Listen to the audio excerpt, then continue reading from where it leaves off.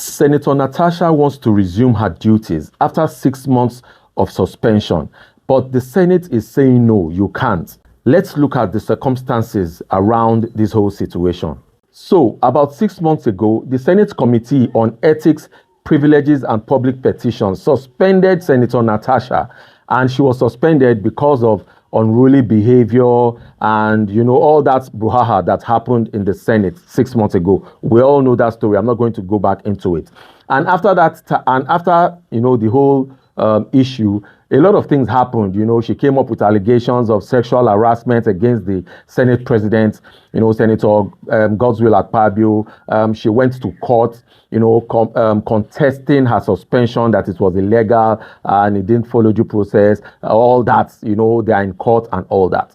So her 6 month suspension has elapsed, and she now wrote to the Senate that she was willing to, resume her duties and, go back as a senator with all her status, returned to her. But the Senate, in their response, said no, she couldn't resume, that the matter was in court, and they had, that they have to wait till the determination of the court before they can do anything. That her asking to come back is sub judice and, all that. So they gave that excuse.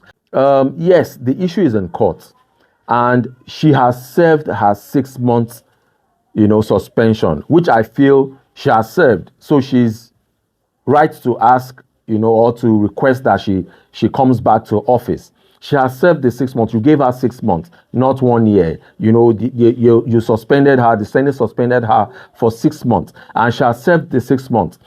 Now, you refusing is like saying somebody is given a 6 month jail term with option of parole.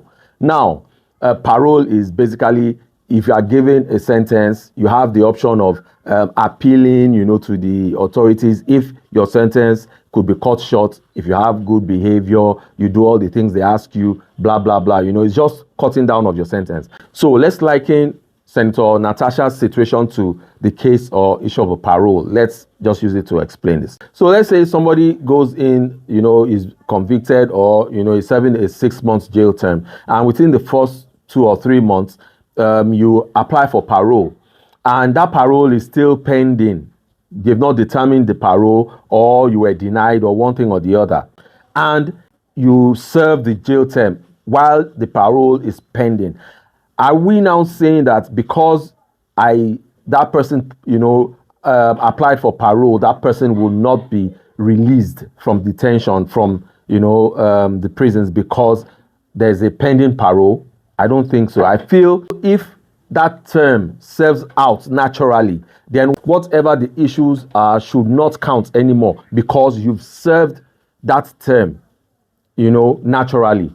Now, that is how I see it. I feel she should be allowed back. On that basis, I feel she should be allowed back. Now, if we look on the side of the Senate, they are saying that the issue, the suspension issue, is in court, that she took the matter to court, and that they are in court, and that they can't act or do anything, about it because they are in court, that it's sub judice. Sub judice basically means that anything that is in court, that is being decided upon and has not come to a final conclusion, cannot be spoken or acted upon. That everything will stay the way it is until the court determines the outcome. So that the matter is sub judice, that it's in court, that they can't do anything about it until the court decides or determines what resolves the issue. I see their point. It's sub judice, and the court could hold them in contempt of court, or whatever the term is, because yes, the issue is in court, and they are not supposed to do anything until the outcome. But now she has served her 6 month term. So what should the resolution be? For them, I know they might have other motives for not allowing her, but they are using the powers of the law now, because yes, it's in court, and that's what the law says. Anything that is in court, you are not supposed to act or say or do anything about it. But she now is saying she has served her term, and she should be let back. So I see the argument on both sides. For me, I feel, naturally she should be let back because she has served her term. But I understand the Senate also, because the case is in court. No matter what other motive they might have, I see their argument. Now, my take is this, my resolution is this. If I were Senator Natasha, I would, if there is no other point I want to prove, if it's just that I wanted, to show that the case, my suspension was illegal, I shouldn't be suspended for that long or at all, but now I've served the suspension. So what's the essence of the case? I would withdraw the case.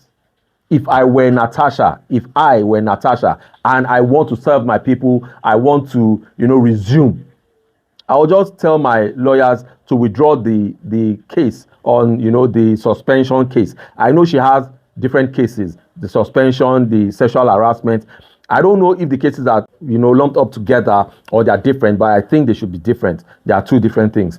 So I will tell my lawyer to withdraw that case from the court so that there won't be any talk of anything being sub judice anymore. If the case is thrown out, then the Senate wouldn't have any reason or any defense to give about me coming back, resuming my duties as a senator. So that would be my next action if I were Senator Natasha. If she still wants to prove a point that, yes, I need to let people know that this, my suspension, it was illegal, it was too long, it was this and that, I still need people to know that it was illegal, then she should wait for the court to determine that and stay, out of the Senate till the court determines that. But if that's not the issue, she just wants to resume and do her work, serve her people, then she should, instruct her lawyers to withdraw